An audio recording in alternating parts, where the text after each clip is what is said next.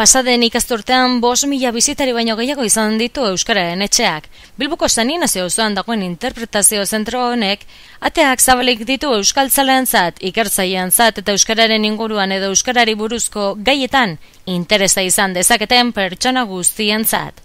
Helburua da Euskarari buruzko oinarrizko datuak eta edukiak erakustea, modu atsegin eta zuzenean, eta horretarako teknologia berriak erabiltzen dira. Bertan, besteak beste, Euskararen balio integratzailea, hizkuntzaren historiako gertaera nagusiak, euskalkien aberastasuna, literatur sormena eta bizitasuna, eta ahozko tradizioaren interesa ezagutua aldira. Euskararen etxea tren geltoki baten antzera girotutako bizitaldi gidatu baten bidez ikusia alda 4 hizkuntzatan, euskaraz, gaztelaniaz, ingelesez eta frantsesez. Tren horretan euskararen bidaia denboran zehar islatu da, eta hizkuntzaren historia eta urteetan zehar izan duen bilakaera azaltzen dira. Halaber, mundu osoko euskaletxe guztiak eta euskara edo euskal kultura irakasgai dituzten unibertsitateak erakusten dira. Euskararen etxeak baditu ere mediateka, liburutegia eta erabilera anitzeko gela.